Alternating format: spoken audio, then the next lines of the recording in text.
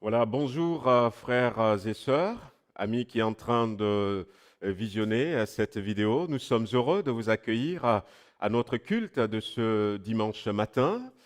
Nous nous sommes retrouvés donc dans notre salle. Ça fait plaisir de pouvoir, avec toute l'équipe de louanges qui est là ce matin, vous présenter un culte agréable à Dieu, donc des moments de louange et de chant, et puis la prédication de la parole. Et nous savons que le Seigneur est avec vous, même si nous ne sommes pas en direct, que le Seigneur bénisse chacun d'entre nous, que le Seigneur nous donne de passer un bon moment. Avant de laisser la place donc à l'équipe de louanges, on va tous ensemble baisser la tête et puis prier et remettre ces moments entre les mains de notre Seigneur.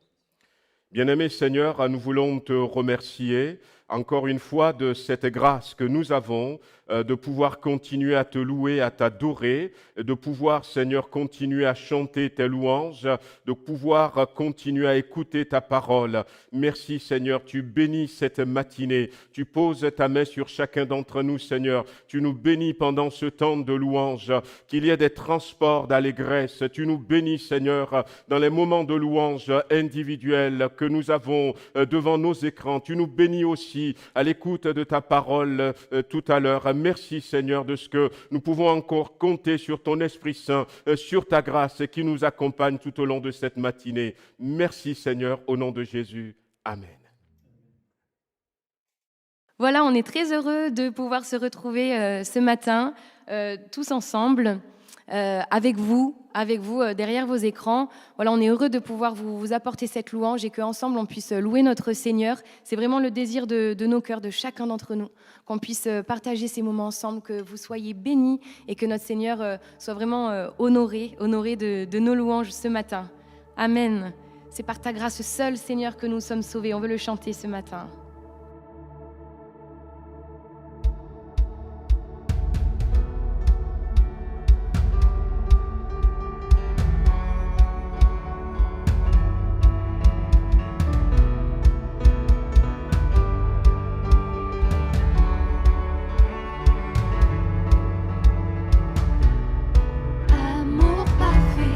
Tu t'es donné à la croix pour tout effacer.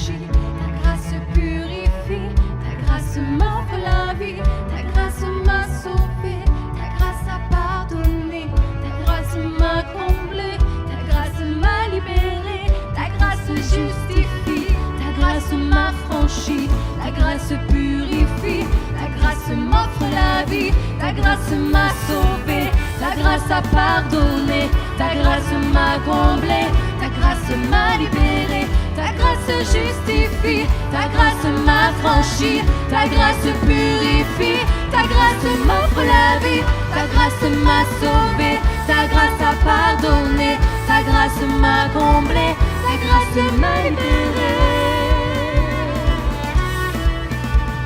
À ta grâce seule, que je suis pardonné.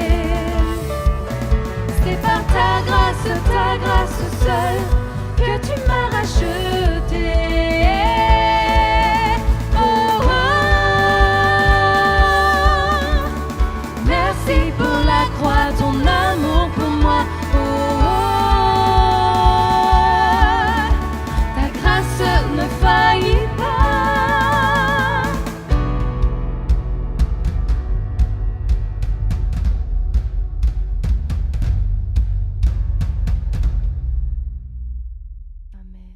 Alléluia Jésus, ta grâce ne faillit pas. Ton sang Alléluia. précieux Jésus, qui m'a lavé, qui me lave de toute iniquité. Blanc, plus blanc que neige, nous pouvons ce matin nous présenter devant toi, élever la voix, t'adorer, te glorifier, te magnifier, Jésus. Merci pour tout ça.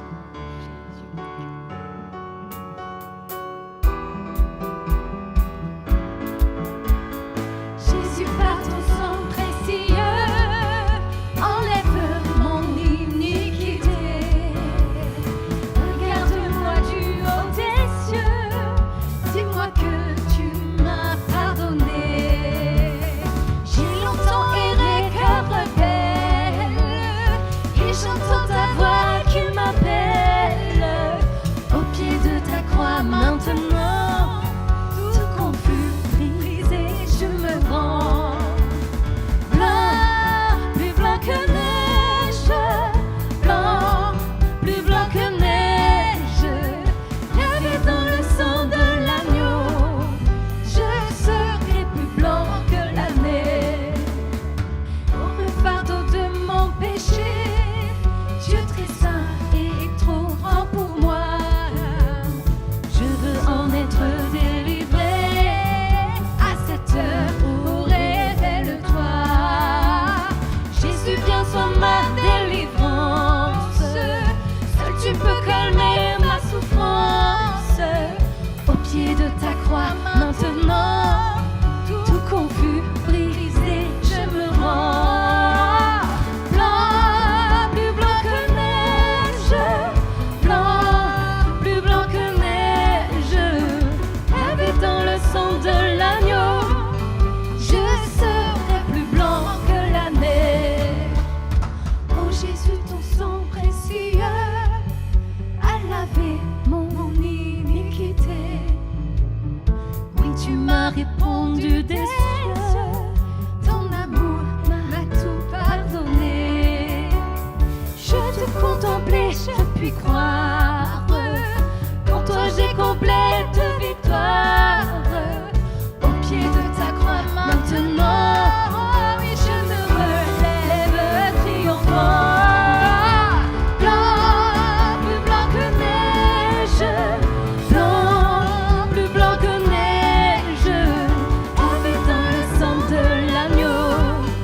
Mon cœur est plus blanc que la neige. Oui, blanc, blanc, plus blanc que neige, blanc, plus blanc que neige, lavé dans le sang de l'agneau. Mon cœur est plus blanc que la neige.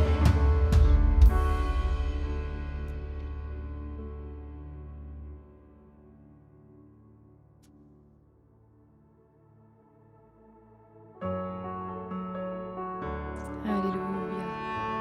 On veut s'adresser à toi qui est notre Père ce matin, te chanter de tout notre cœur. Abba, Père, je suis à toi, tu es à moi. Il n'y a rien qui ne peut remplacer ce lien si fort entre nous, Seigneur. Bien avant la fondation du monde, tu m'aimais. Comment ne pas te louer ce matin quand on réalise que tu nous aimais avant toute chose? Bien avant le chant qui crée l'univers, bien avant l'esprit qui planait sur la terre, bien avant que tu me formes de la poussière. Tu rêvais du jour où tu pourrais m'aimer,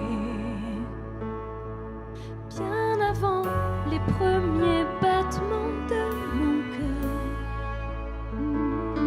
bien avant que je m'éveille à ta douceur, bien avant mes doutes, mes joies et mes douleurs.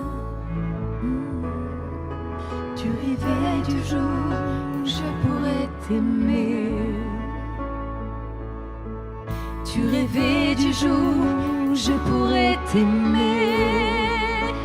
Abba Père, je suis à toi. Abba Père, je suis à toi. Abba Père, je suis à toi. Abba Père, je suis à toi.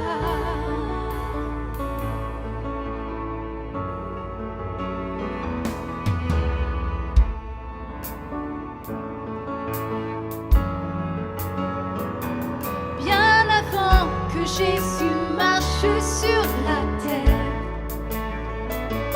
bien avant le Fils qui nous montre le Père, bien avant que les cieux sur moi soient ouverts. Oh, tu rêvais du jour où tu pourrais m'aimer, bien avant que mon péché brise ton cœur, bien avant que coule le sang et la sueur, bien avant les clous, le froid et la douleur. Oh, tu rêvais du jour où je pourrais t'aimer. Oh, tu rêvais du jour où je pourrais t'aimer. Abba Père, je suis à toi. Abba Père, je suis à toi. Abba Père, je suis à toi. Abba Père, je suis à toi. Abba Père, je suis émerveillé, saisi par l'immensité de ton amour pour moi. Abba Père, si grande est ta tendresse, mon cœur est grand ouvert et je viens plonger dans tes bras. Abba Père, je suis émerveillé, saisi par l'immensité de ton amour pour moi. Abba Père, si grande est ta tendresse, mon cœur est grand ouvert et je viens plonger dans tes bras. Abba Père, je suis à toi. Abba Père, je suis à toi. Abba Père, je suis à toi. Abba Père, je suis à toi.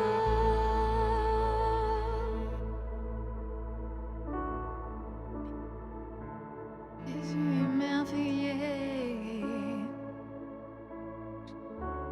je suis à toi. Je te loue ce Abba matin. Père, Passer en mon cœur que je suis à toi, que tu es à moi. Tu es mon Père bien-aimé, je te loue, je t'adore ce matin. Tu es digne de recevoir la louange de ma bouche, de mon cœur. Tu es digne de recevoir l'adoration ce matin. Tendre Père, reçois nos louanges. Sois glorifié, sois élevé ce matin. Alléluia. Alléluia. Alléluia. Nous louons notre roi ce matin. Émerveillé par qui tu es. Émerveillé par la grandeur de ton nom. Émerveillé par la grandeur de ton amour. Abba Père, alléluia. Bien avant que je sois, tu m'aimais. Bien avant cette terre, tu m'aimais. Jésus, quel amour si fort, si puissant, si grand et si merveilleux. Et ce matin, nous ne pouvons qu'élever la voix vers toi, vers le roi des rois, le grand je suis. Et c'est ensemble, d'un même cœur, d'une même âme, d'une seule voix, que nous voulons élever ton nom, Jésus.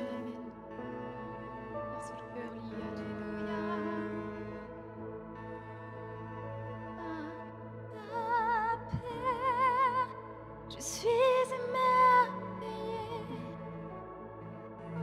l'immensité de ton amour pour moi. Abba Père, si grande est ta tendresse, mon cœur est grand ouvert et je viens plonger dans tes bras. Abba Père, je suis émerveillée, saisie par l'immensité de ton amour pour moi. Et Abba Père, si grande est ta tendresse, mon cœur est grand ouvert et je viens plonger dans tes bras.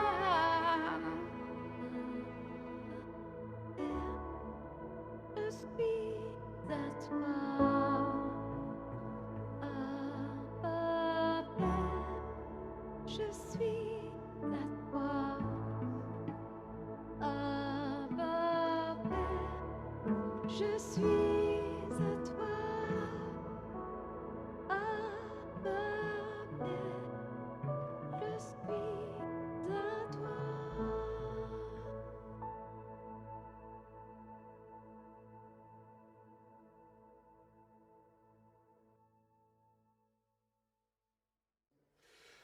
Bonjour frères et sœurs, nous sommes contents d'avoir passé ce bon moment de louange.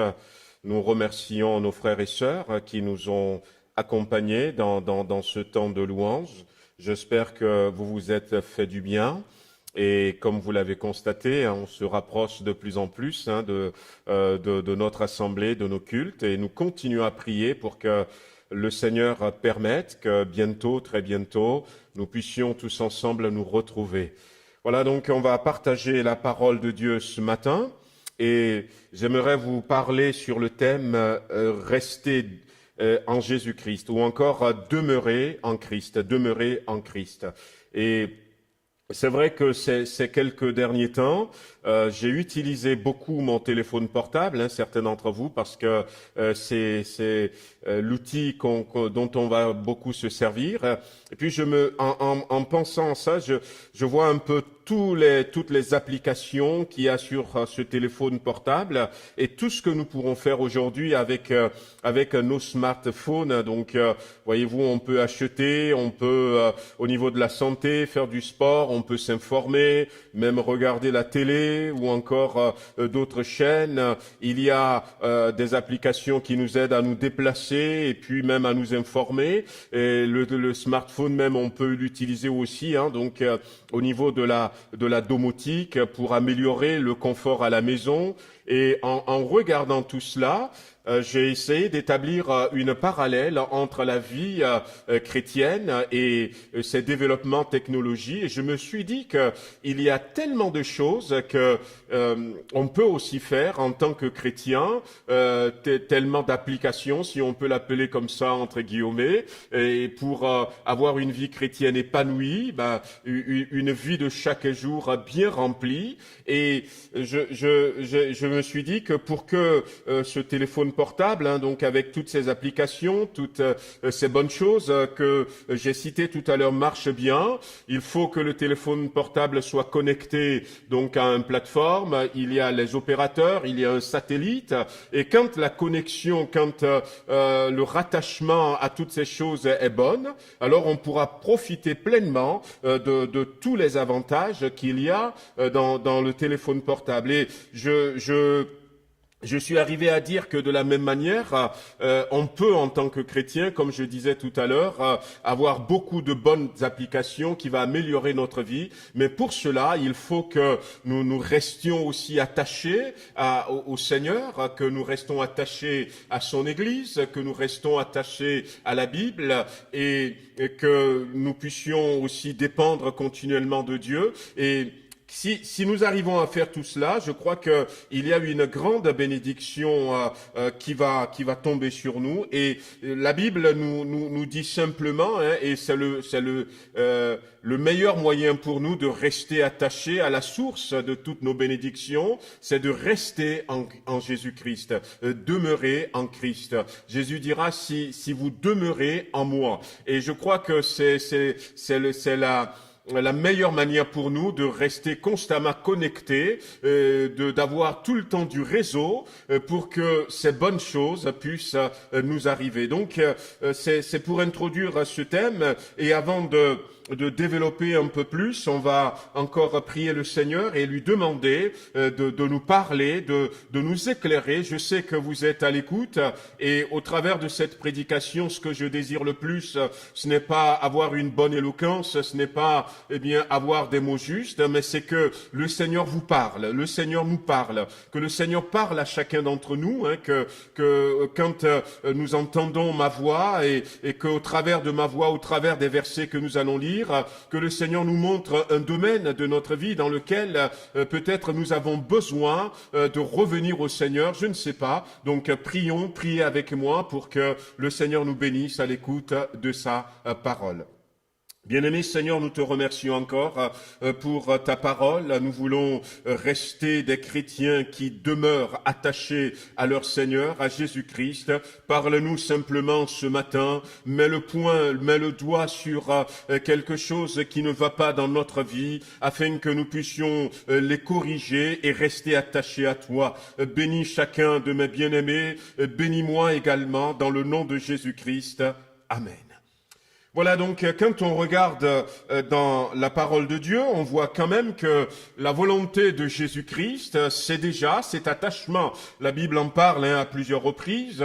Voyez-vous, dans Matthieu chapitre 28, le verset 20, la Bible dira, c'est Jésus qui va dire « Je suis toujours avec vous et je suis tous les jours avec vous ». Jésus a ce désir de ne pas se séparer de nous, mais de rester avec nous. Ou encore dans Jean chapitre 10, le verset 28, où Jésus va dire ceci, personne ne peut ravir de ma main ce que tu m'as donné. Voyez-vous, donc la volonté du Seigneur, c'est que nous soyons toujours dans sa main, que nous soyons attachés à lui. Il y a un autre verset encore où Jésus va dire dans Jean chapitre 17 par exemple, je veux être en eux, je veux être avec eux, je veux habiter en eux, je veux aussi que eux aussi habitent en moi. Et on voit bien que Dieu a toujours cette volonté que nous soyons tous ensemble, parce que c'est tous ensemble que la connexion sera très très bonne, c'est tous ensemble que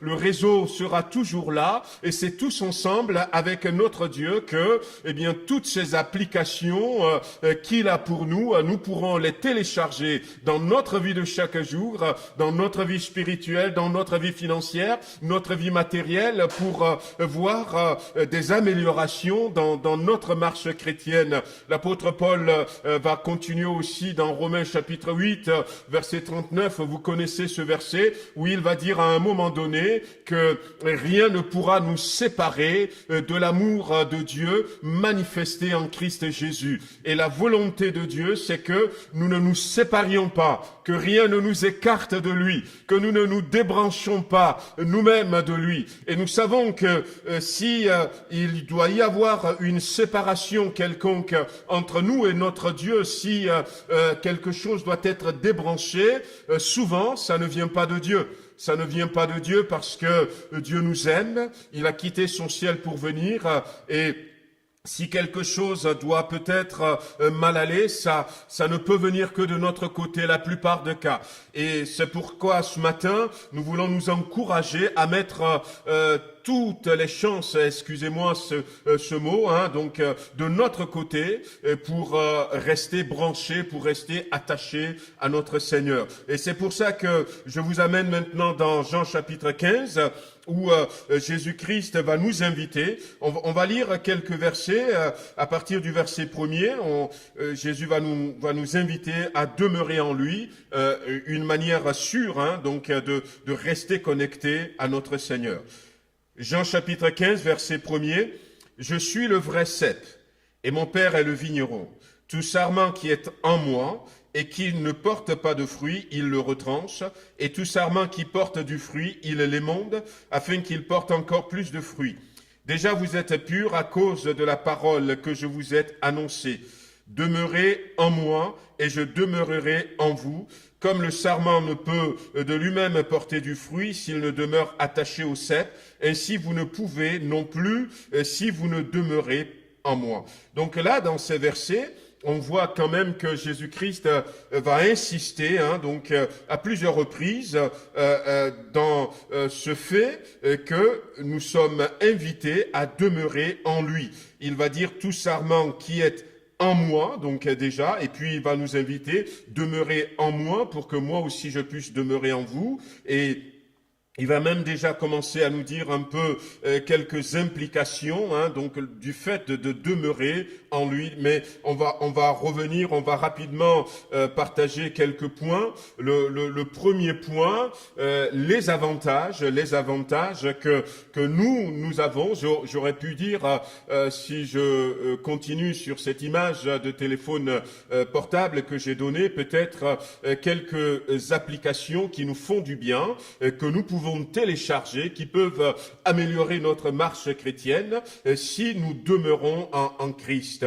Alors donc nous voyons dans ce passage, donc si nous lisons le verset 5, il est dit « Je suis le cep, vous êtes les sarments, celui qui demeure en moi et en qui je demeure porte beaucoup de fruits, car sans moi vous ne pouvez rien faire. » Et là, on voit quand même un élément important, un grand avantage de rester en Christ, de demeurer en Christ, c'est que nous allons être productifs, des chrétiens productifs, des chrétiens féconds, des chrétiens qui portent du fruit. Et Jésus dira ici, vous allez porter beaucoup de fruits. Non pas simplement quelques fruits, nous avions parlé de la parabole du semeur, non pas 30, non pas 60, mais 100% de fruits, beaucoup de fruits, et c'est la volonté de Dieu, c'est que nous soyons ces chrétiens qui portent du fruit. Peut-être que certains d'entre nous ce matin peuvent dire eh bien je ne porte pas de fruits, j'arrive pas à avoir des résultats, j'arrive pas à être productif, j'arrive pas à être fécond. Eh bien la réponse c'est rester attaché à Christ et télécharger cette application qui s'appelle la productivité, la fécondité spirituelle, non seulement spirituelle mais également sur le plan physique, et puis à tous les niveaux, nous allons porter du fruit. Et quel fruit?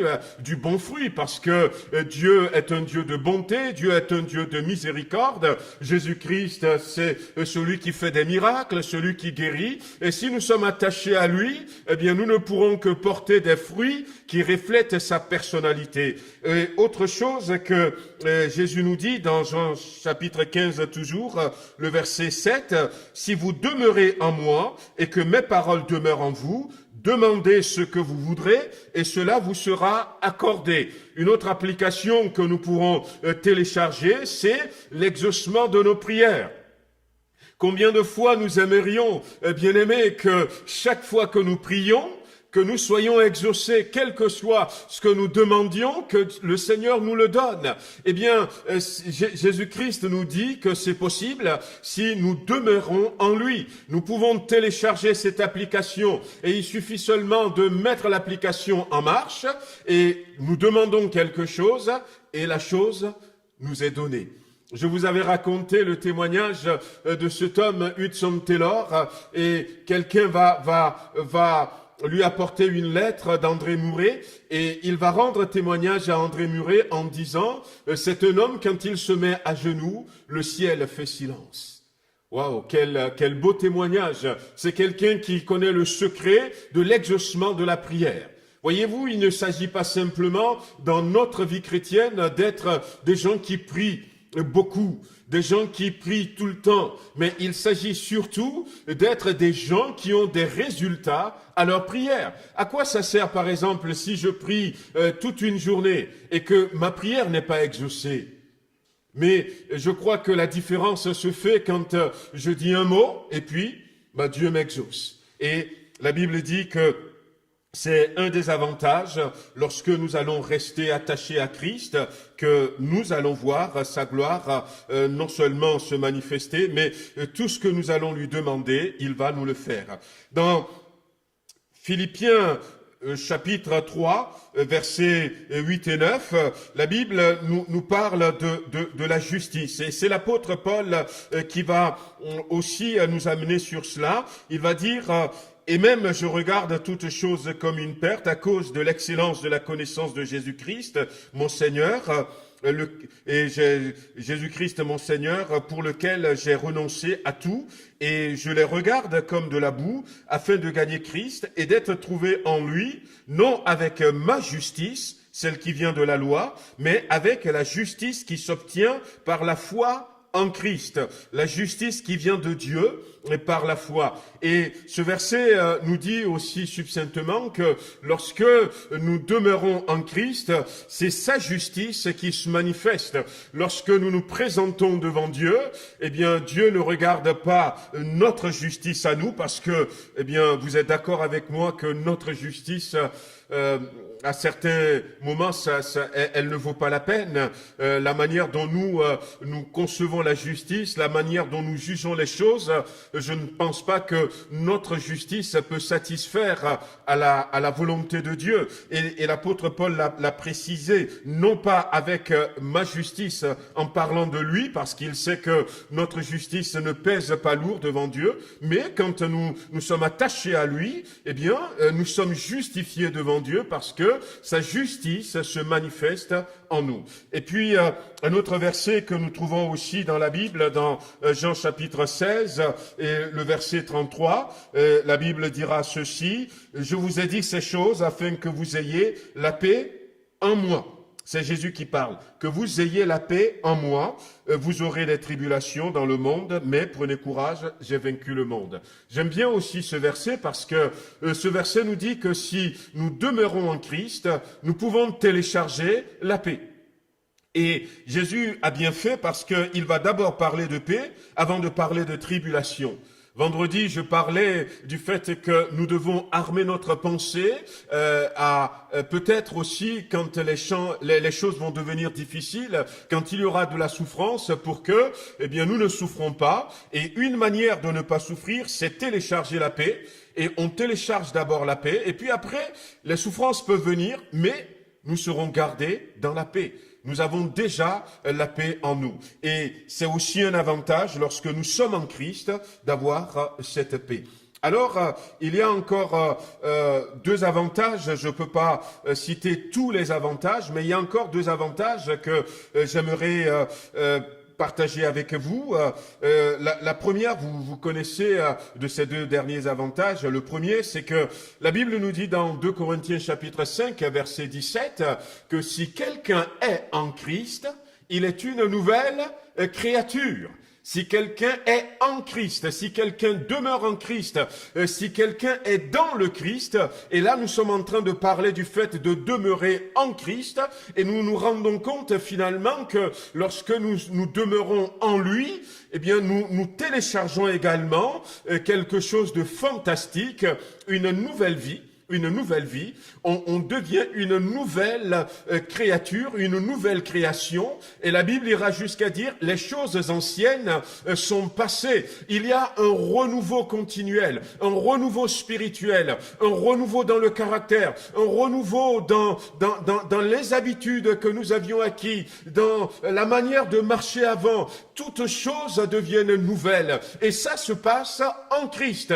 C'est lorsque je suis en lui, lorsque je demeure en lui, que je bénéficie de cette régénération, de ce renouvellement, de ce renouveau. Alors ça vaut la peine, frères et sœurs, amis qui êtes en train de nous regarder ce matin, ça vaut vraiment la peine de pouvoir rester en Christ.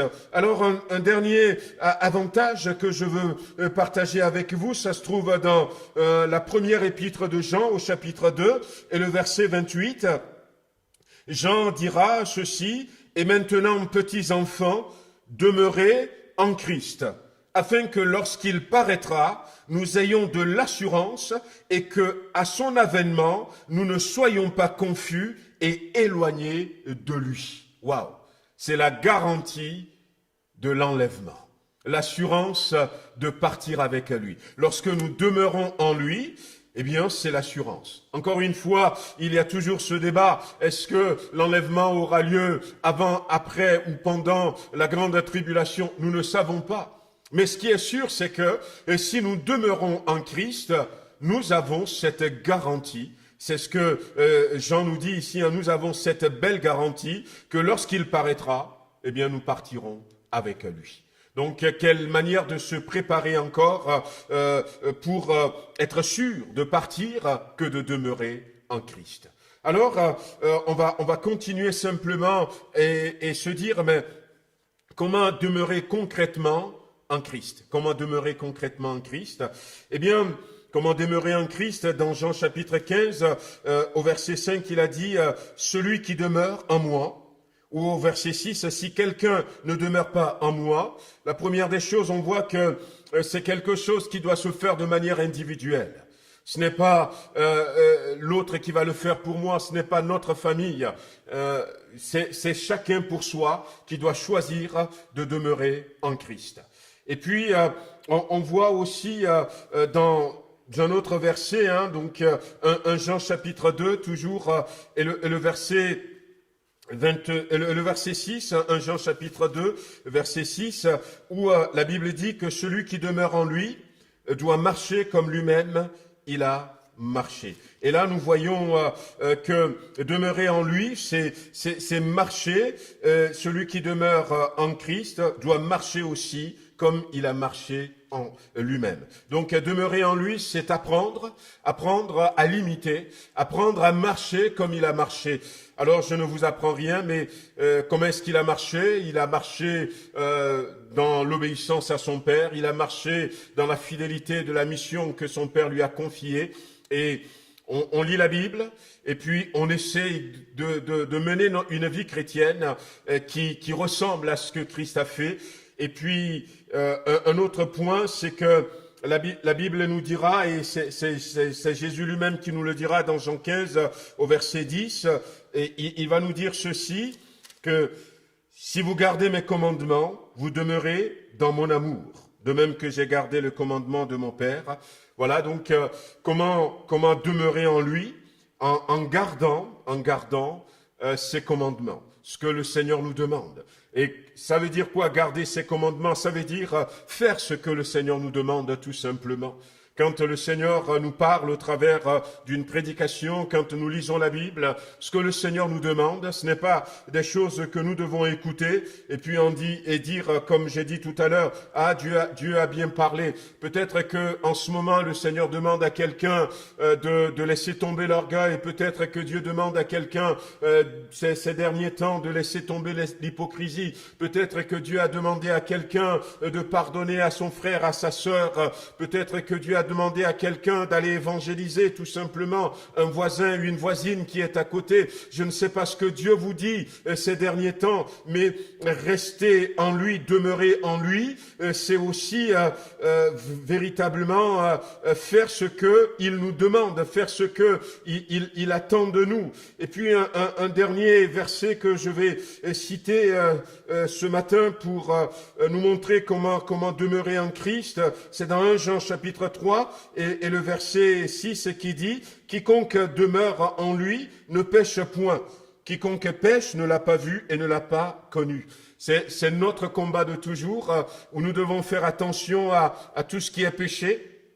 Donc, demeurer en lui, c'est tourner le dos au péché. Hein. Donc, on va pas revenir sur tout, mais vous savez ce qui ne plaît pas à Dieu, ce qui ne glorifie pas Dieu dans votre vie. Mais faire attention, si vous voulez rester connecté à lui, eh bien, vous devez ne plus continuer à permettre le péché. On sait que Dieu nous pardonne quand nous tombons dans le péché, mais quelqu'un qui tombe chaque fois pour être relevé, et finalement pratique le péché. Et si nous voulons demeurer en lui, nous ne devons plus du tout pratiquer le péché.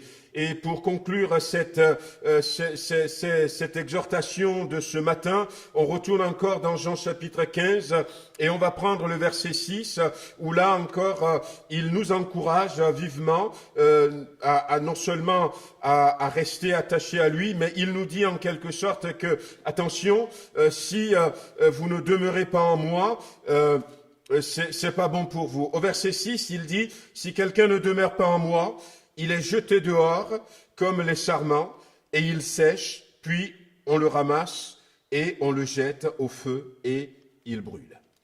Voyez-vous, donc, je veux terminer en nous encourageant, frères et sœurs, à tout faire pour rester attachés à Christ, à tout faire pour se retrouver en lui, parce que dans ce verset, il est dit que si nous ne maintenons pas cet attachement, si Christ n'est pas en nous et que nous sommes en lui, outre tous ces avantages que j'ai cités tout à l'heure, que nous n'aurons pas, mais il sera jeté dehors. Il sera jeté dehors. Il y aura une séparation, c'est clair, parce que si je ne suis pas dans la maison, je suis hors de la maison.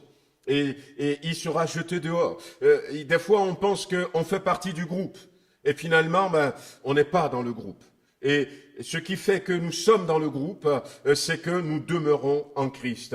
Et quand il va être jeté dehors, il y a risque de sécheresse spirituelle, où je ne sens plus la présence du Seigneur, où même quand j'interviens, il n'y a plus l'onction, l'accompagnement du Saint-Esprit, et puis je me sens tout sec ou toute sèche à l'intérieur de moi.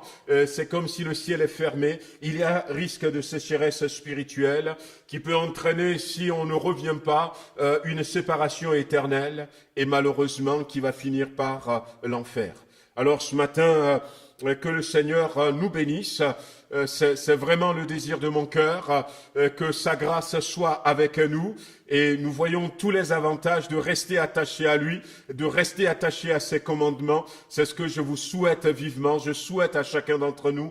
Alors donc, ne le prenons pas de la manière négative, mais disons que nous avons plein d'avantages à rester attachés au Seigneur, plein d'applications que nous pouvons télécharger pour améliorer notre vie de chaque jour. Et allons-y dans la foi, allons-y dans la prière, allons-y maintenant, et que le Seigneur bénisse chacun d'entre nous. On va baisser les têtes et puis le remercier. Bien-aimé Seigneur, nous voulons te remercier encore. Nous voulons être ces chrétiens féconds, ces chrétiens productifs, ces chrétiens qui ont la paix, ces chrétiens qui sont recouverts de ta justice. Nous voulons être ces chrétiens qui vont être continuellement renouvelés, la vie nouvelle, la nouvelle création, mais aussi ces chrétiens qui vont partir lorsque la trompette va sonner. Merci de bénir chacun d'entre nous ce matin, de poser ta main sur quelqu'un qui est là, Seigneur, derrière son écran en ce moment. moment. Et s'il y a quelque chose à corriger, et si peut-être nous avions mis un peu de distance entre toi et nous, donne-nous de rattraper individuellement ces distances afin que nous puissions revenir à toi et que nous demeurions en toi. Merci Seigneur, béni sois-tu dans le beau et précieux nom de Jésus-Christ. Amen. Voilà, bien-aimés, que le Seigneur vous bénisse. Donc, je vous souhaite une très très bonne semaine. On se donne rendez-vous mardi, vendredi et puis dimanche prochain sous la main bénie de notre Seigneur. Amen. Voilà, bien-aimés dans le Seigneur, amis, nous sommes bientôt à la fin de notre culte ce matin. Merci Seigneur encore pour ce bon moment passé ensemble. Merci à nos bien-aimés qui nous ont conduits dans ce temps de louange béni. Merci Seigneur pour sa parole qui nous fait du bien.